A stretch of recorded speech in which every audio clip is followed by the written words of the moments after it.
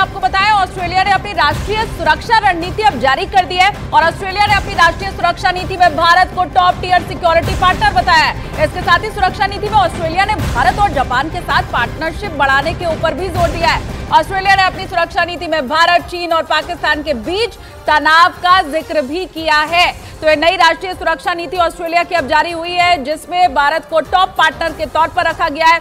हालांकि इसी नीति के अंदर चीन, पाकिस्तान और भारत के बीच का जो तनाव है उसके बारे में भी जिक्र किया गया है। तो बहुत बड़ी खबर इस वक्त की आपको हम बता रहे हैं, जब राष्ट्रीय सुरक्षा रणनीति के तहत भारत को टॉप टियर सिक्योरिटी पार्टनर बताया ऑस्ट्रेलिया ने।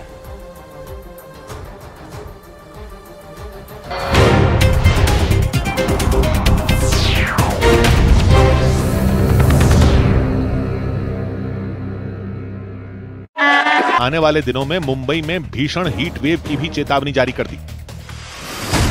ओडिशा में पड़ रही भीषण गर्मी के बाद मौसम विभाग ने वहां येलो अलर्ट जारी कर दिया। मौसम विभाग के मुताबिक भुवनेश्वर समेत ओडिशा के कई जिलों का अधिकतम तापमान करीब 42 डिग्री सेल्सियस पहुंच गया। इतना ही नहीं, हीट वेव की वजह से लोगों का घर से बाहर निकलना भी मुश्किल हो गया। भीषण गर्मी को देखते हुए ओडिशा में मजदूरों के 11 बजे से दोपहर 3 बजे तक काम करने पर रोक लगा दी गई।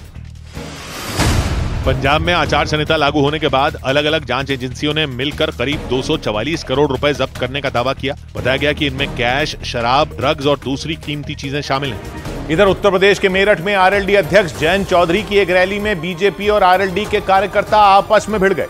बताया गया कि यह पूरा बवाल तब हुआ जब बीजेपी के कार्यकर्ता ने जयंत चौधरी से मिलने के लिए मंच पर जाने की कोशिश की। उसी दौरान आरएलडी के कुछ कार्यकर्ताओं ने उसका विरोध किया और इसी बात पर बीजेपी का वो कार्यकर्ता आरएलडी के कार्यकर्ताओं से भिड़ गया। इसका एक वीडियो भी सामने आया। उसमें मंच के नीचे कई लोग घेर कर एक आदमी के साथ मारपीट करते दिखाई दिए।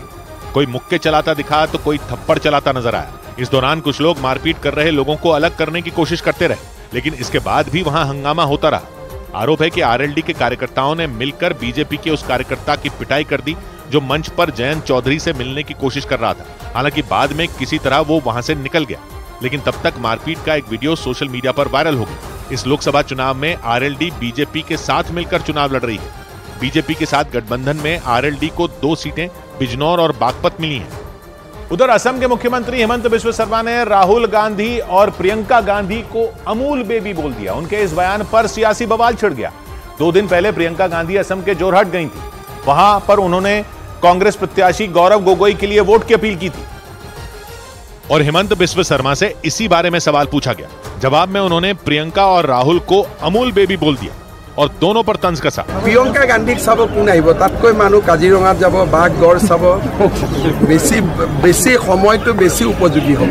गांधी फैमिली साइ लाभ আছে নি अमूल बेबी হয় এবিলা।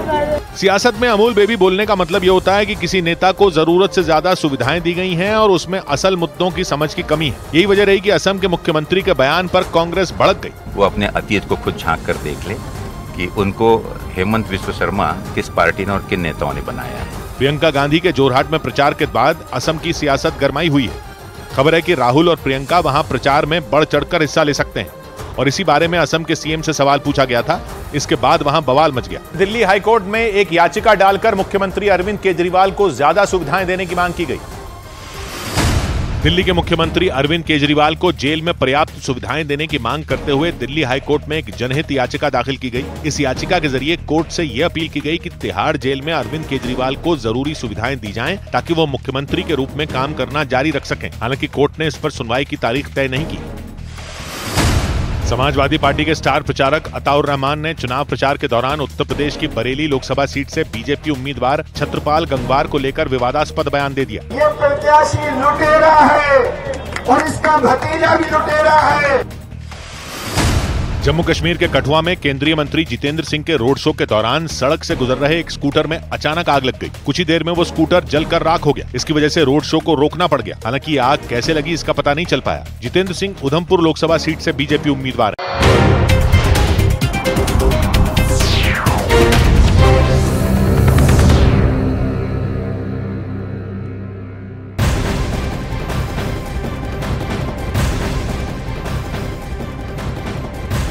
दिल्ली पुलिस की तरफ से बड़ी कार्रवाई दिखाई दी है। 28 बाइकर्स को गिरफ्तार किया गया है। दिल्ली की सड़कों पर खतरनाक ड्राइविंग करने वालों के खिलाफ पुलिस ने बड़ी कार्रवाई की है।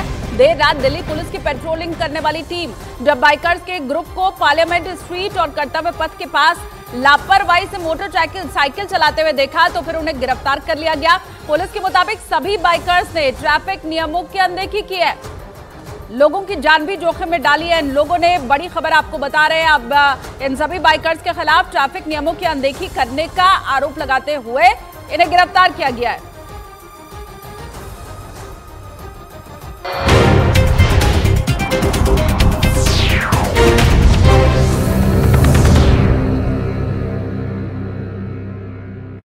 रामनवमी के मौके पर राम मंदिर में विराजमान रामलला का अलौकिक सूर्य तिलक हुआ। 22 जनवरी को अयोध्या के राम मंदिर में रामलला की प्रतिमा की प्राण प्रतिष्ठा हुई थी।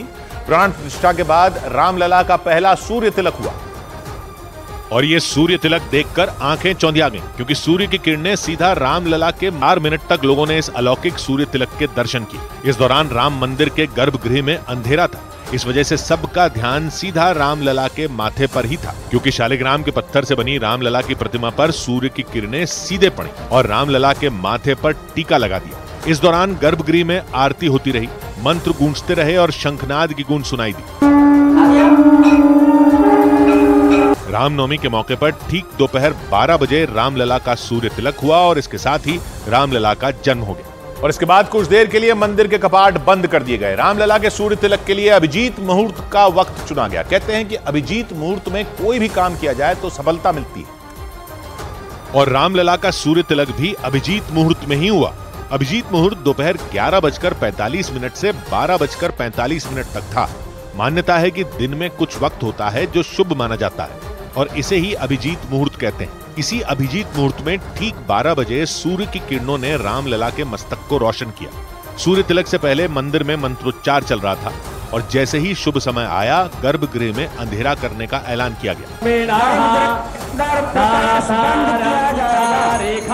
जैसे ही अंधेरा हुआ, लोगों को रामलला का चमकता हुआ मस्तक नजर आया और करीब 4 मिनट तक लोगों ने राम के इस रूप के दर्शन किए। राम जन्म से सूर्यवंशी थे। मान्यता है कि उनका जन्म चैत्र महीने के शुक्ल पक्ष की 9वीं तिथि को दोपहर ठीक 12 बजे हुआ था, यानी उस समय जब सूर्य की किरणें सबसे तेज होती हैं और इसीलिए कुछ खास मौकों पर सूर्य की दोपहर में पूजा होती है। रामनवमी का मौका वही मौका था, क्योंकि रामलला दोपहर 12 बजे जन्मे थे और इसीलिए रामनवमी पर दोपहर 12 बजे रामलला की प्रतिमा का सूर्य तिलक हुआ। और इस सूर्य तिलक को प्रधानमंत्री ने हेलीकॉप्टर में बैठकर देखा, क्योंकि अयोध्या में रामलला के सूर्य तिलक के दौरान प्रधानमंत्री असम के नलबारी के दौरे पर थे। उन्होंने वहां रैली की, लोगों से अपील की कि वो रामलला का सूर्य तिलक देखें।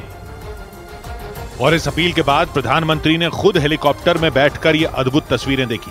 प्रधानमंत्री ने ये दृश्य नंगे पैर देखा और जैसे ही रामलला का सूर्य तिलक शुरू हुआ, उन्होंने दिल पर हाथ रख लिया, रामलला को प्रणाम किया और एकटक ये अद्भुत तस्वीरें निहारते रहे।